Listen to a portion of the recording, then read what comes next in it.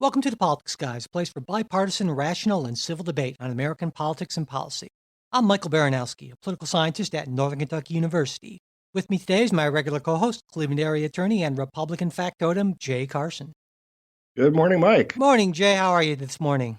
Well, I'm all right. I'm uh the Rose Bowl. Fairly happy about that. Less happy about, as I imagine you are, the Browns' loss and the Steelers' removal from the playoffs because of that. But Yeah, it was rough, but then again, not having to follow the NFL playoffs means I have more time to dig into things like, well, geez, I don't know.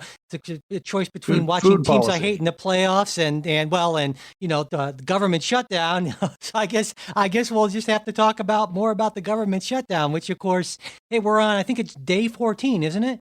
At this point, Yeah, day lest we 14 is forget. Yeah. as we record this. Yeah, and this affects, of course, people I'm sure know, this affects around a quarter, I believe it is, of the federal government. That's those agencies that weren't funded by the spending bills that Congress approved and that President Trump signed into law back in September of 2018. And right now, so that means around 800,000 federal workers are affected, including those 350,000 or so who've been furloughed. And of course, in the past, as you know, Jay, there's a good likelihood that those furloughed workers will end up getting back pay because Congress tends to approve that pay for those workers. But the same won't be true for the fairly large number of private government contractor employees who also aren't working due to the shutdown. They're just probably more or less out of luck. At least a lot of them will be.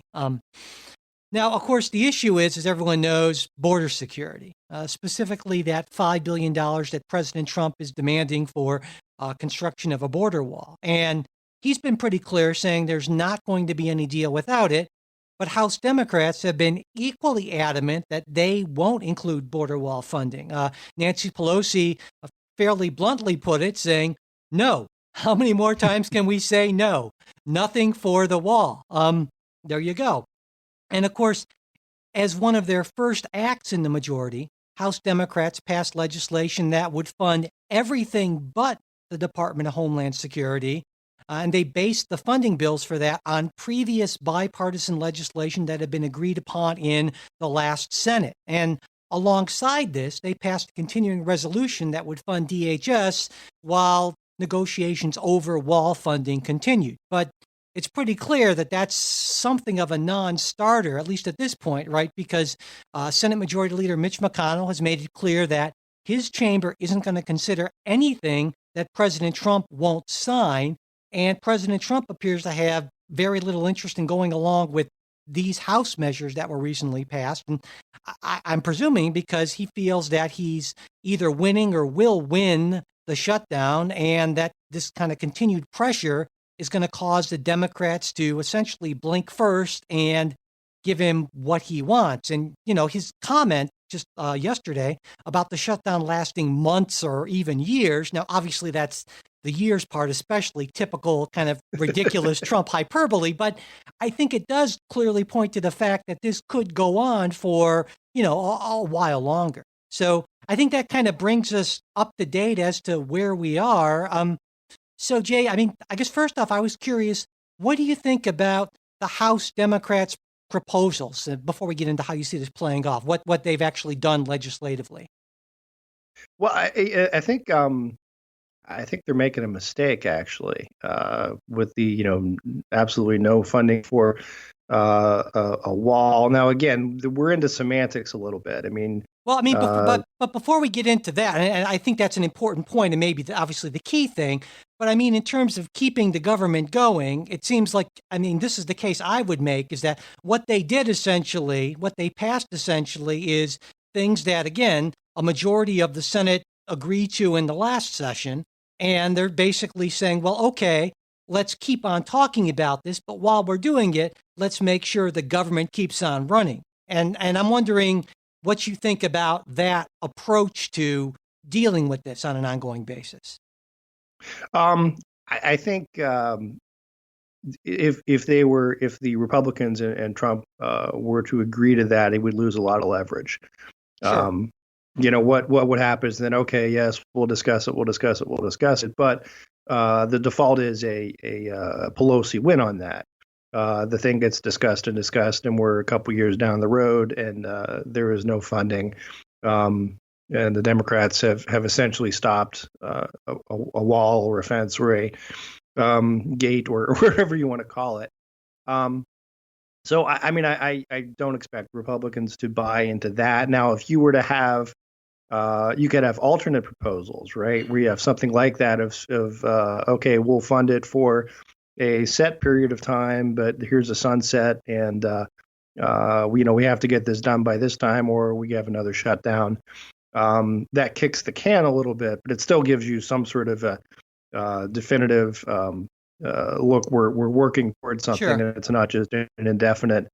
Yeah, we'll talk about it. Well, So and see that's my sense. Though I would argue that that's exactly what you described is exactly what House Democrats approved, because essentially they're saying, well, we're not gonna try to fund everything for Homeland Security, which is the crux of this issue, the border security thing. We're right. just going to pass a CR, but let's not hold the rest of these government agencies that have little to nothing to do with this hostage to this debate. Let's not use things like national parks as or approval of new medical devices by the FDA or things like that. Let's not hold them hostage to this border security debate. Let's make this a debate that's focused on border security. So to me, this seems like the most reasonable way forward, and I certainly understand the leverage argument, but to me, I think it's a sort of a dishonorable thing to hold these other parts of the government leverage that have nothing to do with this simply to try to improve your negotiating position. Well, I suppose it's dishonorable unless you consider that this was the key promise that Trump ran on, right? I think you could certainly say a lot of the electorate views this as a big issue, rightly or wrongly. Sure. But they do, and more so. I think just the politics of it. If the Democrats' position is, well, we're not going to fund Homeland Security, um, um, that's I'll take those odds. You know what I mean? I'll go into that fight. Um, No, and I agree with yeah, you on that. Yeah, but I guess what I'm saying is that why, as like at least a good faith kind of measure, why can't we approve the funding for everything else that's not related? And then because DHS would still not be funded and that crisis would grow and grow. So it's not like there wouldn't be any leverage. There'd still be the issues at the border and so forth. So, but you're saying that you don't think that that's a good way forward. Am I? because at some point Charlie Brown realizes that Lucy is going to pull the football no matter what, right? And you just and that's sort of a key reason why I think Trump was elected. Who's Lucy Is here? Help me out. oh for no from Peanuts. I mean No, no. Lucy I know. holds the football and oh Who's Lucy in the analogy? oh the Democrats. Nancy Oh, Pelosi is Lucy.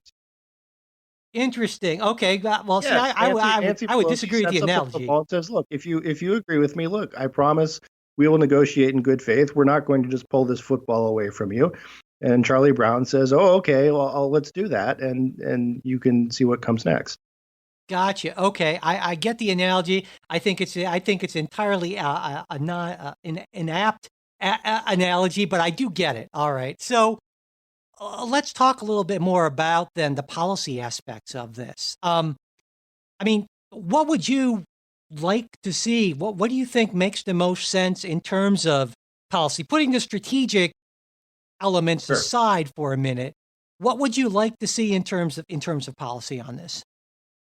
Well, I think again, and the actual numbers that we're talking about, they are so close that it's Yeah. in government terms, it's a rounding error. And you made that point a Uh, couple weeks ago when we talked, saying, really, this is not about money at all, because $5 billion, there was actually, I think, a Republican member of the House who suggested, well, President Trump could fund a big part of this out of his own pocket, and okay, it's a he joke, probably but, could.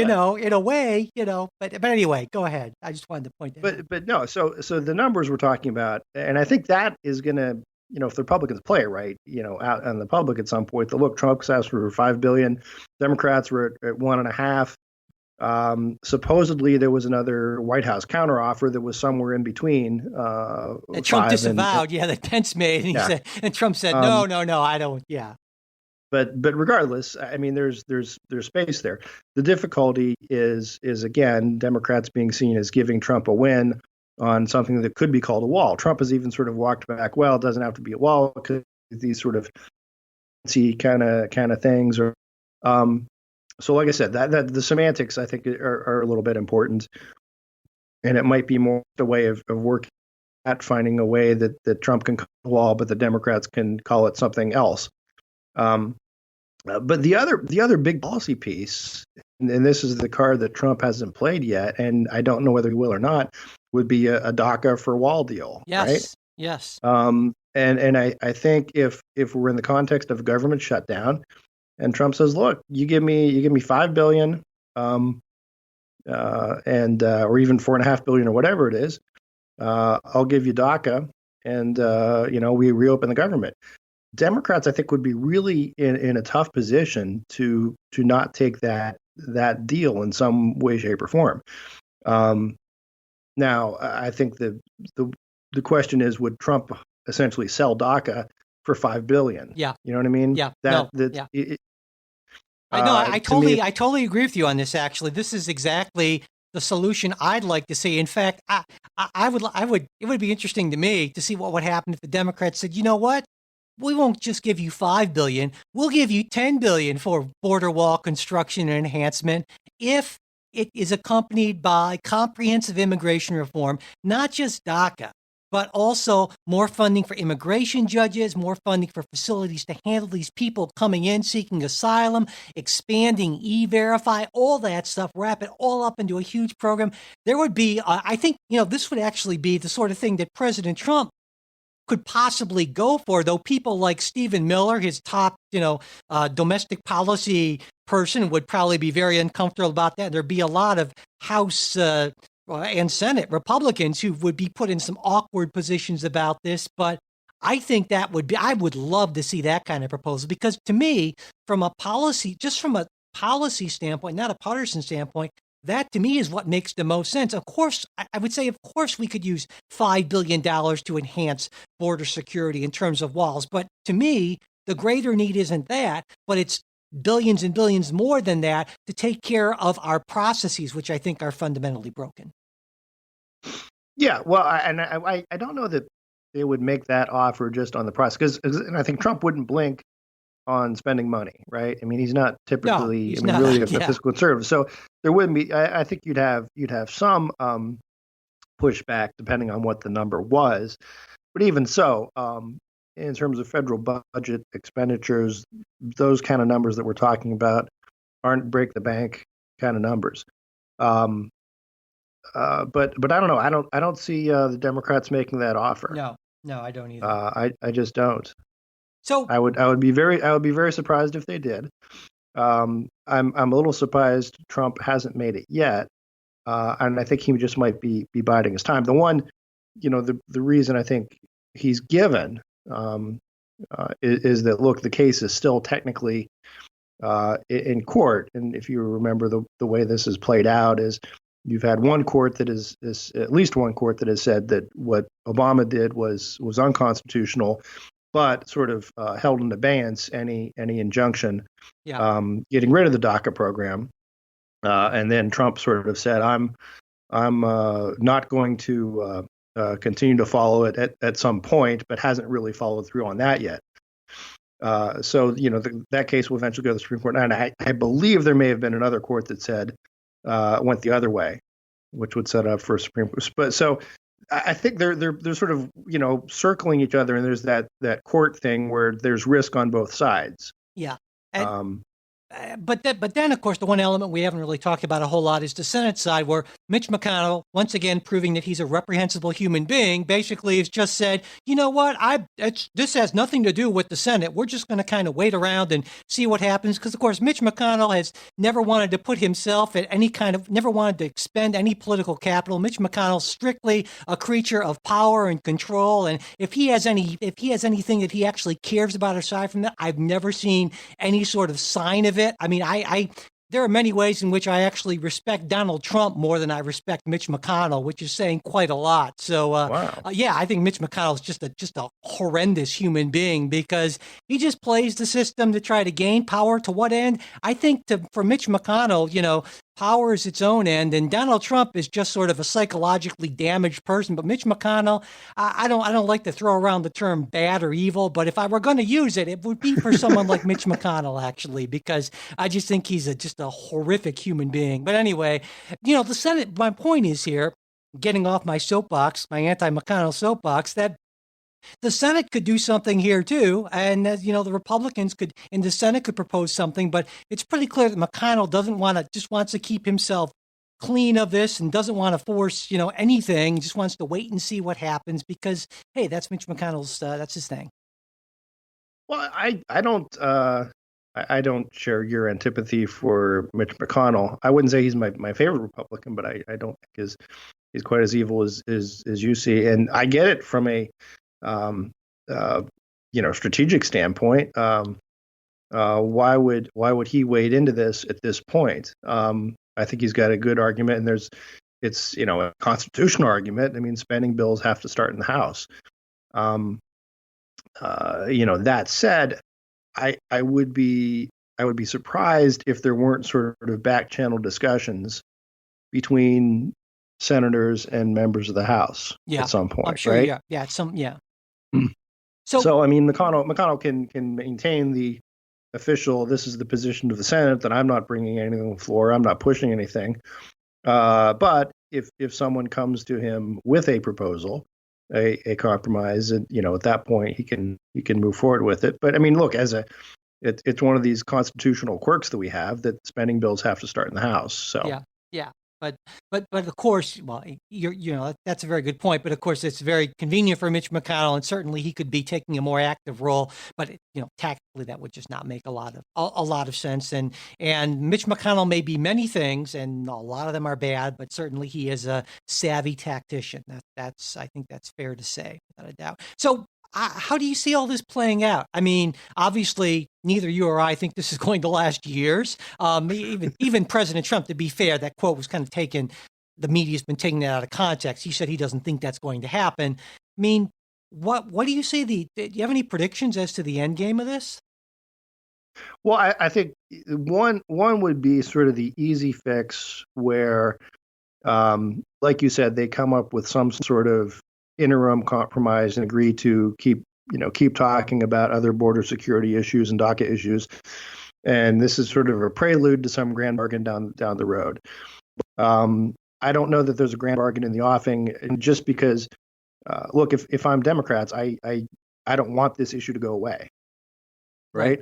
Yeah.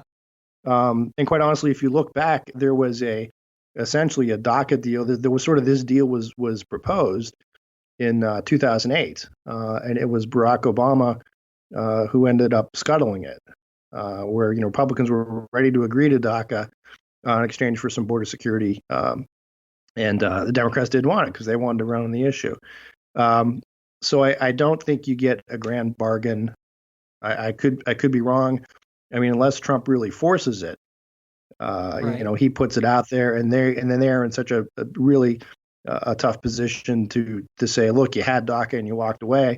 But I don't see that happening. So I think you may end up with something in between where we have $3.5 million for an amorphous sort of border security, which may or may not include some sort of physical barrier, which may or may not be called a wall.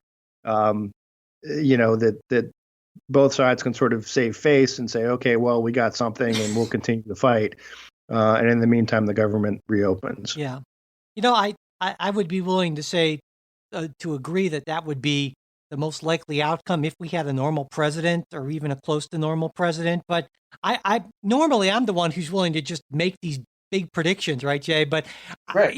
I think I've learned something from Donald Trump is that he's so incredibly erratic that I mean I could certainly see this seems to be a matter of not a principle because principle and Trump in the same sentence that makes no sense to me. But it's become a very personal thing with the president, and it's a matter I think of not displaying weakness And given the fact that he was ready to agree, earlier in December, and then he heard some things on, I don't know, on Fox and Friends and from the Freedom Caucus basically saying, this would be weak. And all of a sudden he reversed course. I think he might even, be less inclined to deal. I wouldn't be surprised if he says, you know what, unless it's 5 billion or more, I'm just not going to sign anything. But then again, he could wake up the next day and say, I don't know what he could say. He's just so, I have no idea how this is going to play out, but I don't expect to see a solution before, next week's show. That's for sure. Yeah, no, I probably not before next week. I would say the other thing though is keep in mind the numbers for the average person who follows politics, and especially for people who don't, the numbers are sort of meaningless, right? Yeah. No one is going to say Trump failed because he only got 4.5 billion instead of 5 billion. Right. The difference is, did Trump get something built or not get something built? So I think him fixating on numbers would be a mistake. Likewise, the same thing. The Democrats need to be able to say that the numbers are typically not an issue with Democrat constituencies. If they would say, well, we'll give 500 billion for something as long as it's not a wall. So it comes down to what can you call it, and how do both sides save face in doing that. Yeah, well, my hope is, I think along with yours, that saner heads, cooler heads prevail, and there seems to be certainly kind of a more centrist push for that kind of a compromise. That's normally how these things work out, and that's kind of what I hope will end up happening. But we'll see if that actually does happen. All right, also this week, of course, the 116th Congress convened for the very first time. And the big news here, obviously, is that Democrats regain control of the House and Republicans pick up 2 seats in the Senate. Now they're at 53-47. And, in the House, of course, it's going to be an interesting time for Republicans, given that around 3/4 of them have never been in the minority. So they'll have to kind of learn what that role is all about.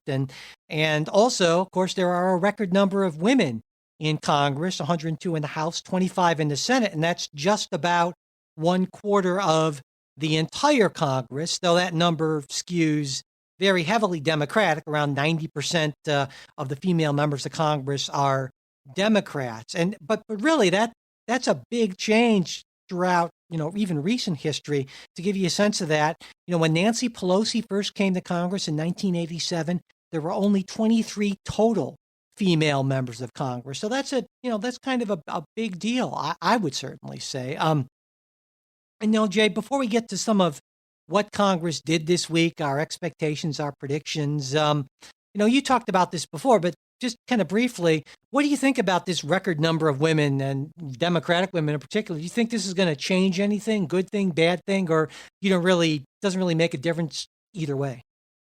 To me, again, this is just and you and I tend to look at the world differently.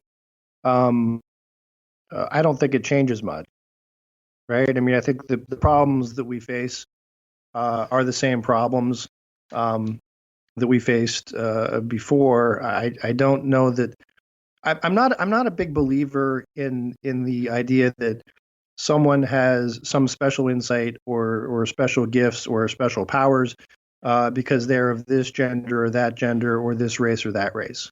Right. I mean, I think some people are smart, some people are less so. And it turns on that more than any genetic component. Sure. So I mean, to me, look, the budget numbers are the budget numbers. The DACA stuff and what we just talked about, or what we just talked about. I don't know that there's a woman's perspective on that versus a man's perspective. I'm sure there'll be plenty of people who will weigh in and correct me on that. But well, I just that's the way I see it. And look, I've seen it. If you look at state legislatures, I know there have certainly been a lot of women in state legislatures, and you haven't seen anything really different come out of it, right? Well, Again, I'd say you're partly right. I'd say you're right to a point. That on certain issues, just because you're female or you're whatever, an Eskimo or you're something else, that doesn't mean that unique perspective means that your views on the budget or something else are going to be uniquely somehow more valuable. enlightened. Yeah. on certain issues, I think it absolutely does make a difference. And, there's been some political scientists who have done some studies, for instance, on state legislatures, and they found that female representatives vote in a, systematically or significantly different way on what are sometimes called women's issues, things like reproductive rights, things like sexual harassment, that sort of thing. And so I think on those subset of issues, those experiences actually are relevant and can make a difference. Now, most issues aren't those issues, but there Right. are certain areas in which those experiences can matter. Just like how I think, many Republicans would say, well, it's good to have people with business experience in Congress because they understand the sort of unique issues that business people go through, and therefore they have that enlightened Amen. perspective on that issue. Yes. So Amen. I'm wondering if you would agree with me to the extent that on those issues that are related to those specific things, issues that, tend to concern women maybe more, things like, like I said, sexual harassment, reproductive rights, that actually can make a difference. Oh, I suppose. Again, my sense is you made the analogy of a business person, and I would say yes, absolutely, and a businessman or a businesswoman would probably bring in those same perspectives. Maybe, but look, is there really a big? Are we at a point in our country where we are arguing one way or the other about sexual harassment? I mean, there's not really a pro-sexual harassment. Yeah, I think so.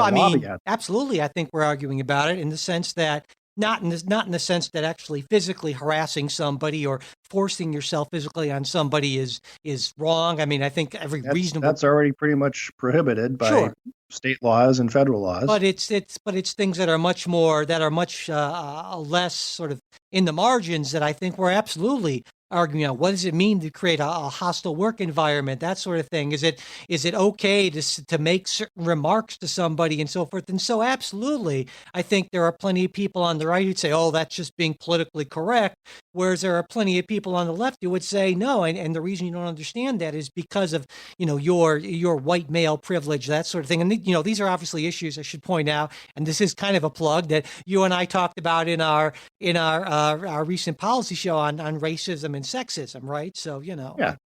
But again, my point is that stuff that's already all on the books, right? Well, some of it is and some of it isn't. I mean, okay. Like for instance, Congress still hasn't done nearly enough, I don't think, to actually police itself in terms of members of Congress harassing their aides and interns and that sort of thing. So I think there's. I mean, fair. Well, that's a fair point. I mean, I was thinking more in bigger policy pictures. Although Congress did, I think, just pass the rule about no non-disclosures.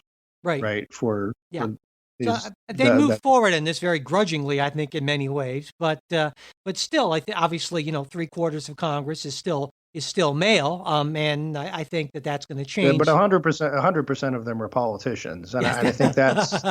I mean, I think that's sort of the other factor when you look at stuff like how is this handled internally and NDAs and all that kind of stuff. Because I think as a politician of any party, you want to be able to avoid the situation where someone can just make allegations and hit you with them. So yeah, I'm actually glad you brought that up, that whole thing about kind of transparency and all that internal thing, because, in one of the first things that the Democratic majority in the House did is they approved these changes to a number of changes actually to internal House processes. And the big one really would make it easier for members of both the majority and the minority to propose amendments to legislation. And now, this isn't actually, I should point out, a super unusual thing, because what typically happens when you have a changeover in the leadership, at least on the House side, is that the new leadership commits to a more small d democratic, more inclusive, more transparent legislative process. And then what happens is they find out that this makes getting anything passed a whole lot harder. Yeah, and they move back to a more leadership-controlled model. But that said, during Pelosi's first go-around as Speaker, the House Rules Committee, which is kind of the hand-picked committee by the leadership that controls what are called open or closed rules allowing amendments on the floor, they were far more likely to allow floor amendments than during the speakerships of Republicans John Boehner or Paul Ryan. I did some rough calculations. Under Pelosi, they were around 5 times more likely by, and again, these are pretty rough calculations. So I was kind of curious, Jay, as to your take on this sort of move toward making the process more open by the House Democrats. I mean, do you think that Democrats are just... Go ahead. No, I'm very much for that sort of open amendment sort of process. I think they'll live to regret it. But you point out, I think the Boehner rules and so forth. The concern, I think, when Boehner was Speaker, was not, boy, we're going to get some tricky amendments from the Democrats that will make voting on this bill tough or difficult.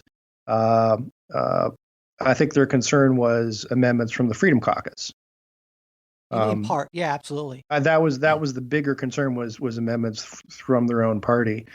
And I think Nancy Pelosi is going to face that same problem down the road. Yeah, I certainly agree. But in principle, I think that's a great thing, is that members should be able to propose amendments on the floor. Again, you have to have sort of limits so that you don't. It's not just pandemonium and you're rewriting the bill on the House floor. And the typical way to do this is to see that everyone who can be accommodated, at least from your party, is accommodated in the committee process. Yeah. Well, I think more generally, my feeling is that Republicans historically, and just maybe even temperamentally, are a little more comfortable with hierarchy, a little more command and control, whereas Democrats are a little more kind of let 1,000 flowers bloom, or whatever you want to call it, essentially. And that's been one of the, depending on how you look at it, one of the strengths or weaknesses either way. That Republicans, I think, are just more comfortable with that sort of centralized authority kind of model. I don't know. I disagree with you on that. And again, my model for the disagreement would be Harry Reid's Senate, where he disallowed any. The Senates, I think, are sort of a different institution in general. But I mean, I think Mitch McConnell is certainly a pretty serious command and control kind of guy. So I think that's just part of being an effective Senate majority leader, given how well you're dealing with senators, and God, they're a tough bunch to deal with, certainly. Sure. So, I did want to, before you moved on from this, I wanted to point out that obviously, how I feel about Donald Trump. It's pretty clear. I spend a lot of time criticizing him for divisiveness, boorishness, duplicity. I think he's a horrible human being, almost as bad as Mitch McConnell in some ways, right? But I feel it's only right to mention that he was downright gracious for a moment in commenting on Speaker Pelosi on her election. There was this appearance before White House reporters this week that was erroneously called a press conference. It wasn't. It was just a statement he made before the White House press. He said, "I just want to start off by congratulating Nancy Pelosi on being elected Speaker of the House. It's a very, very great achievement, and hopefully we're going to work together and we're going to get lots of things done, like infrastructure and so much more. And I know they want to do that very badly, and so do I. So hopefully we're going to have a lot of things we can get done together, and I think it's actually going to work out. I think it will be a little different than a lot of people are thinking. So I congratulate Nancy. Tremendous, tremendous achievement." So, okay, Jay, I mean, I would probably, my guess is that's just Donald Trump being seized up by the moment and just sort of saying something that he kind of felt in the moment. It doesn't mean anything. But, there are some people who are saying, well, there may be an opportunity to work on things like infrastructure, because, of course, infrastructure means spending money, and, Donald Trump's okay with that, and Democrats are okay with that. The Freedom Caucus certainly wouldn't be okay with that. But is that just a moment of Trump kind of getting carried away, or is there anything to that, do you think? I don't know that I'd read a ton into it. Take it in context of everything we talked about at the beginning of the show about, the government is shut down, because we're we're arguing over what we call this particular barrier and whether it's going to be 5 billion or 1.5 billion. But it was one of those appropriate things that you say when a new speaker takes office, right? Right. But it's so weird to hear Donald Trump say an appropriate thing to say. It is, it is, and so maybe that's why it comes off as a little startling. But no, I think Trump really does believe in making deals. Sure. And sometimes I think he might even look at the Democrats, his buddies, as he calls them, Chuck and Nancy, are people he can deal with, and particularly because he doesn't have a really rigid ideological set of principles that he follows, except on trade and immigration. Other than his sort of personal aggrandizement. Well, no, I'd say trade and immigration. He has as close as he gets to principles, and that he has principles on those, and that's why we have the problem we have with the shutdown right now. Yeah. So, but you don't really see. So you actually see that maybe. I mean, obviously there was the criminal justice thing that was worked out in the last Congress, and we talked about that last time. But so do you see? Trump specifically mentioned infrastructure. Do you see that happening? Oh, I think there'll be an infrastructure push from the administration. I think he'll put something out there. I think it might stall because if I'm Nancy Pelosi, I am loath to give Trump any sort of victory, particularly if it would relate to creating jobs. So what the Democrats do is just say, okay, yeah, we're all for infrastructure, but the price tag is 10 times whatever Trump has proposed. Yeah, I disagree with you on that. I think that there are actually a lot more Democrats who care about people as opposed to just your kind of cynical policy Machiavellian maneuverings. But I think their problem they're going to run into with it is that what the administration is going to propose is this sort of kleptocracy type public-private partnership thing that's going to enrich some, crony capitalists at the expense of the public. And they're not going to go for that because they're going to want to see more traditional kind of public work sort of thing. And that's where we're going to flounder on that. So I don't think there's going to be a deal on infrastructure, but we'll kind of see how that plays out. But before we move on, go ahead, Jay. What you were saying? No, that was it. I was just going to say, okay. All right. So before we move on to our next story, we want to thank our newest supporters. We've got a bunch of them. People have really stepped up in the last couple of weeks, and hey, it's great. On Patreon, our new sustaining supporters, Noah, Georgios, Tara, Brian, Daniela, Zach, Colin, Bennett, and Michael. Wow, that's a lot. Yeah, I know. And on PayPal, we had Daniel, who made a generous one-time contribution. Also, John, same thing. And Dimitri, who's a continuing monthly sustaining supporter on PayPal. You can actually do that. And a couple comments our new supporters made. Daniela, who's from sunny San Diego. And I had to mention that looking out the window now, we have this kind of winter in Cincinnati is basically gray, rainy, and 40s, which is just some of the most depressing weather anywhere. Anyway, Danielle says, my boyfriend Jorge and I have been listening to your podcast for about a year.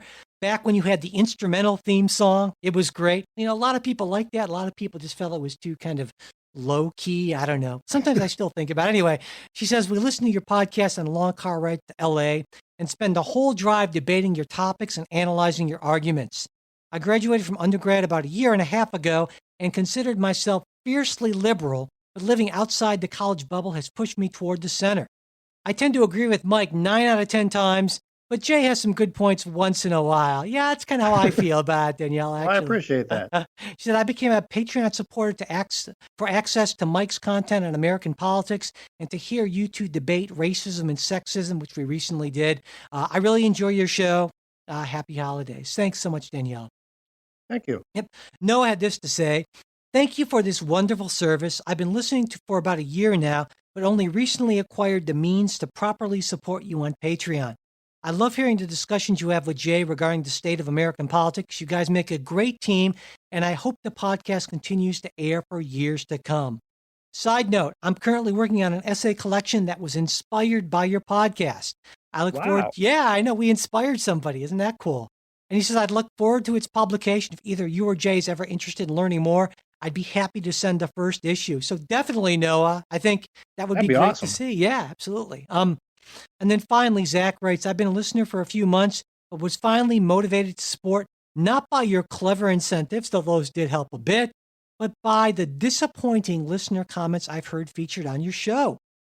The vitriolic and aggressive attempts to talk smack on both main hosts, but primarily Jay, are in my opinion the perfect example of the problem in American society.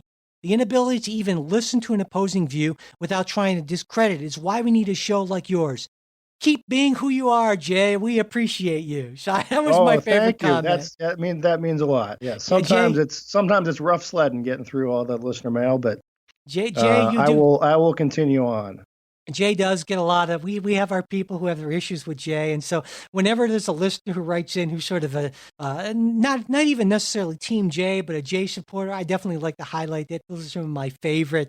Those are some of my favorite messages. So thanks everyone, and of course, if you want to help support the show, if you just want to help support Jay, he could use all the Exactly. support. Help me make it through the week. Yeah. Patreon.com/politics guys. This is a direct Patreon link. Or also you can just go to politicsguys.com/support. And we definitely appreciate all the help. It's been great. The outpouring of support we've seen the last few weeks, it means a lot and helps us keep on going. All right. So moving on. Also this week, Massachusetts Senator Elizabeth Warren said she was launching an exploratory committee for the 2020 presidential nomination for the Democrats, which in effect announces her candidacy. She's the first Democrat to declare, though I'm sure it won't be long before the field grows. Now, just on the Senate side, Jay, I count at least 6 serious possibilities for the Democrats. Bernie Sanders, of course, along with Kamala Harris, Sherrod Brown, Cory Booker, Amy Klobuchar, and Kirsten Gillibrand. And that's just in the Senate. Then there's also former Vice President Joe Biden. Pretty much most Democrats in the Senate. There are a lot of them. I think we can just take that. Yeah. Yeah. But then we also have, aside from Joe Biden, who I love and would probably be on. I'd be on the Biden bandwagon if he weren't as old as he is, essentially. But also there's Michael Bloomberg, who sort of strikes me as kind of the. I was going to say there was. This kind of dates me a little bit, Jay, but you remember back in the 80s, we had a New York politician who was sort of the Hamlet of American presidential politics, and will he or won't he kind of thing. You know what I'm talking about, right? I do. Yes. Who are we talking about here? Mario, yes. Yeah, so he's kind of been like sort of the Cuomo-esque sort of figure here. I don't think that Bloomberg, I don't know, maybe he will get involved. We'll see. But aside from Bloomberg, there's also, of course, Texas Representative Beto O'Rourke, who gave Ted Cruz a scare, or former Texas representative, who gave Ted Cruz at least something of a scare in the most recent Senate election. And in all these names, and those are, I think, the names that are most commonly mentioned, what you don't hear a lot of are former or current governors. And there's at least in the past, there was this tradition of governors being that being the stepping stone, given that it's a executive position and so forth. But apparently we don't really care so much about actually experience being a qualification for office anymore. That's just kind of gone by the boards. But I guess of governors, the couple people we sometimes see mentioned, one at least, and I've been kind of pushing him, is John Hickenlooper. He's the current Colorado governor for 3 more days. He was term limited out, and so he leaves office on the 8th.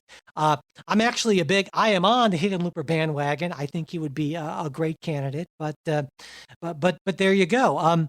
And obviously, things are pretty wide open for the Democrats in 2020, a lot more so than in 2016. This really shocked me when I heard about it, but at this point in the previous election cycle, that would be January 2015, back then, 63 Democratic members of Congress had already declared their support for Hillary Clinton, compared to 0 declared supporters for anyone right now. So things are pretty open. There's no presumptive favorite at this point. And not only that, but after 2016, the Democratic Party changed their nomination rules to make it harder for an establishment favorite like Hillary Clinton to build this big early lead in superdelegates. So even if there were an establishment choice, which there isn't, it would be a lot tougher for that person to kind of jump right ahead and make themselves seem like the prohibitive favorite. So I guess there are two things here, Jay. First off, what do you think about Warren as a candidate? And secondly, what do you think about kind of these Democratic contenders in general?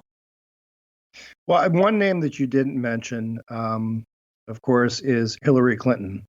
Well, you mentioned it, but not in terms of a candidate. Yeah, she's not running. She won't run, and rightly so.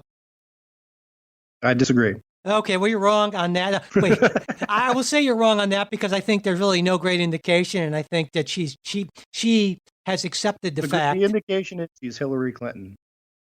What's that? The only indication you need is she is Hillary Clinton. She believes in her heart and soul that she is destined to be America's first woman president, and no one is going to stop her. Yeah, it's not. I think you're. She will run again. She will run again. That's a misread. I'm going. Okay, we're both going on record here, Jeff. So you're saying for 2020, obviously, I'm going on record saying she will not run, and I feel fairly certain about that, and you feel fairly certain that she will, in fact, run. Yep. Okay, we'll find out. Before too long. But what about? But as far as go ahead. As far as Elizabeth Warren, look, I don't know how that's going to play in the heartland. I think she's going to have a lot of issues. She's decidedly the favorite of the left. I don't know how that translates outside of again into red states. She also has the whole Cherokee issue, which we sort of chuckle about, but I think that is something that would really grate at a lot of people. Wow, I think that's so totally a manufactured thing of Donald Trump and the right wing echo chamber that I think that's so marginal. Right, main effect. She ran this whole big sort of semi-documentary political ad about getting her DNA test and so forth. So I don't think it was manufactured by Trump. I mean, so we'll see. But I look, it's regardless of who manufactured it, it's an issue that she has, and she played it up with that what is pretty much was a political act, and fell flat. And I really this is something that it's underestimated because it's something people don't and can't talk about. But I really think the vast majority of America has a real problem with racial preference sort of systems, and if her thing as well, she sort of got this job. And again, there's the dispute, well, she didn't really get the job because of her claimed ancestry and so forth. But I think that's an issue I have to contend with, and I think it will be harmful to her. I think the right has been mischaracterizing the whole DNA thing, but I think it's a non-issue that the right's focusing on because they don't want to focus on the fact that she's pushing the fact that the crony capitalists have more and more taken over, and this used to be an issue that at least some people on the right seem to care about, but apparently it isn't really. I mean, and so wait. I'm not saying there's two different things of saying. She's not going to sell in the heartland because of the ancestry thing, and to say what the right's going to push on. I would fully expect if she's a candidate that the response would be, look, she's essentially a Bernie Sanders socialist and wants to expand programs that there's no way we can ever pay for. I think that would be the pushback. I'm just saying, regardless of whether any Republican ever. And keep in mind, it's not going to be Republicans who run the ads in the first place. It'll be Democrats on the ancestry stuff. She's going to have a problem with it. Yeah.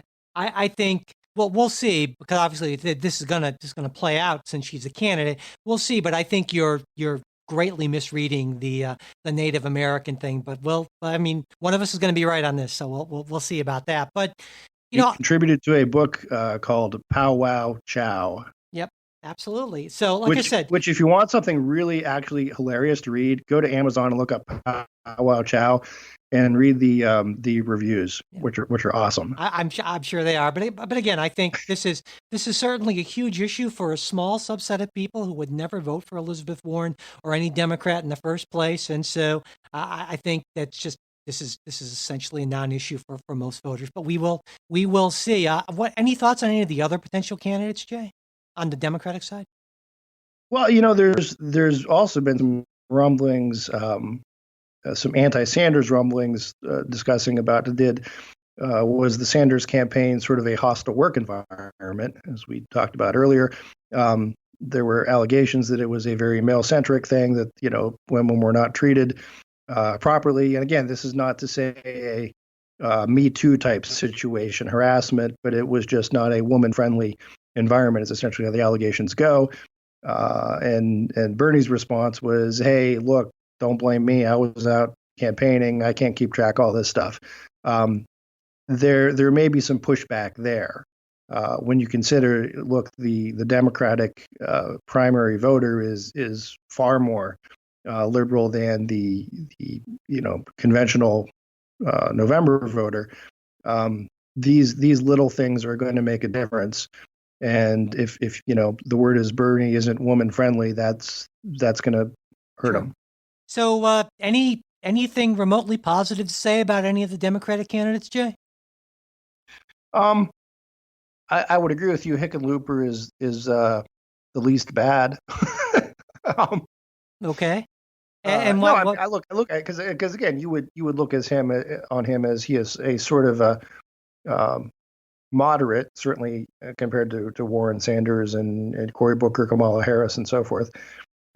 He's someone who ran a purplish state, and he's someone who could, I think, as a Westerner, could actually pull. When I say Westerner as opposed to West Coaster, could appeal to people in the heartland. So I think he's one of their better candidates. I think Biden would be one of their better candidates also.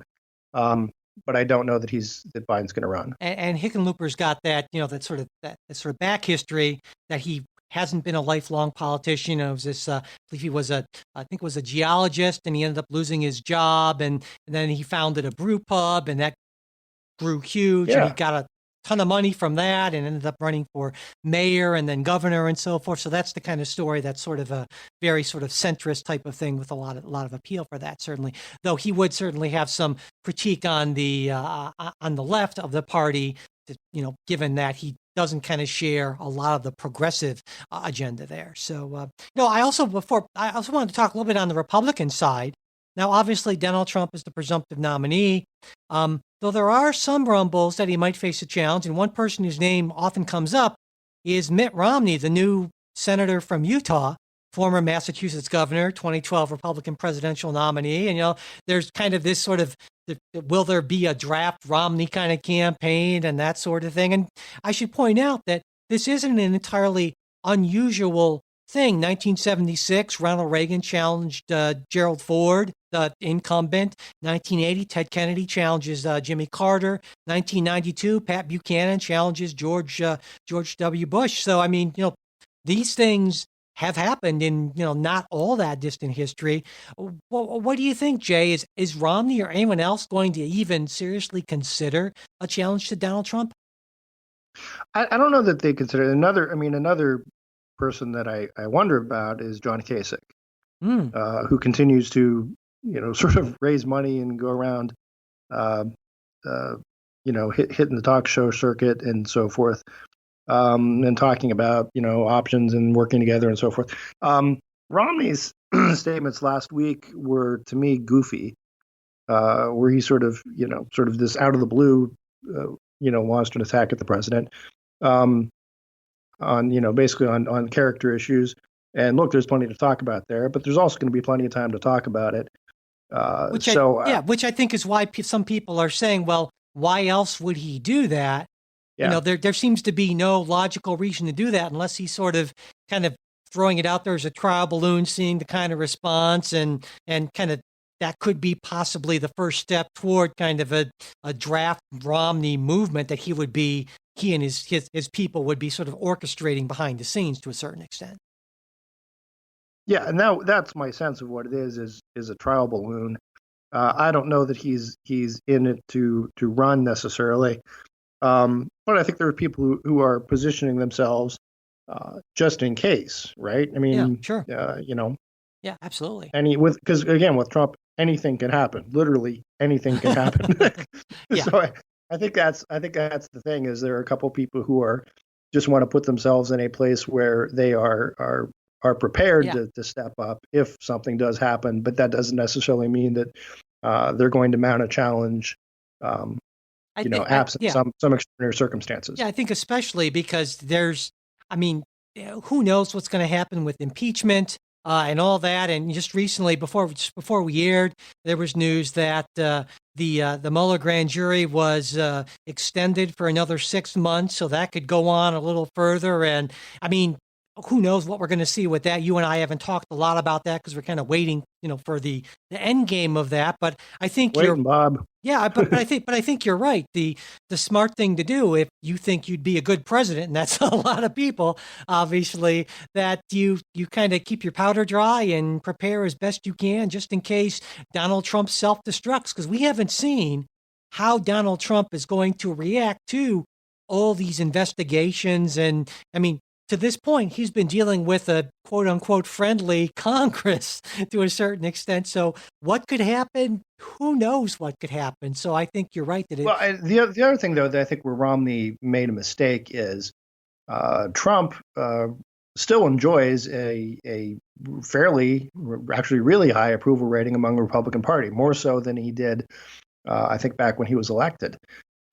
So, I mean, I think it's a mistake to, um, I mean, if that's Romney's goal to position himself in case something, goes horribly wrong.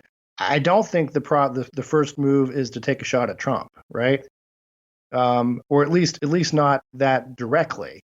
I think a first move is maybe to say, look, hey, I'm the responsible, cool-headed leader you can count on, and who's not going to say crazy stuff, uh, rather than starting off with this guy's crazy and horrible person. Yeah. But Well, it was interesting how he's Mitt Romney, so Well, it's interesting how restrained Donald Trump was in response to that. And the word is that, advisors were telling him, don't give this any oxygen. And basically all Trump said was, I wish Mitt could be more of a team player, and yeah, that's extraordinarily restrained. which is good, yeah. It's the smart And move. it's exactly the smart move because and maybe Mitt was counting on Right. Trump sort of making him the apparent next in line by Yeah, talking absolutely. about him all the Yeah, time. absolutely. Yeah. Absolutely. So, all right. Well, I think that about wraps it up for today. But I should say that as soon as we're done recording this show, we're going to be doing our special Patreon supporters exclusive bonus show. And I think this week there's some stuff that I've been reading that I'm really looking forward to talking about. And I thought, Jay, it would be kind of interesting to talk about the whole Louis C.K. thing and political correctness a little bit, and Okay. maybe some other stuff. So I have some thoughts on that, and who knows? We'll see what we come up with. But if you're a supporter, that should be in your podcast app by the time you hear this. And if you're not a supporter, of course, you can become one by going to either politicsguys.com/support or directly to our Patreon page, patreon.com/politicsguys. But that does it for right now. Thanks for listening. We do hope you like what you heard. And really, if you have anything to say to us, if you think I'm crazy about something or Jay is, or you're pro Mike, pro Jay, Don't or encourage people like that. I mean, just say encourage if you want to say something nice. I mean, yeah, if you want to say something nice, but if you have a question, comment, we love asking dealing with that stuff. But you're right, Jay. I shouldn't encourage the radical fringe, I guess. But anyway, let us know. Mail@politicsguys.com. There's also our Facebook page. We have all kinds of interesting discussions throughout the week. Facebook.com/politicsguys. We're also on Twitter @politicsguys. The executive producers of the Politics Guys are Michael Baranowski, Jay Carson, Trey Orndorff, Will Miller, and Bruce Johnson. Today's show is produced by Michael Baranowski. We'll be back with a new show on Wednesday. We hope you'll join us.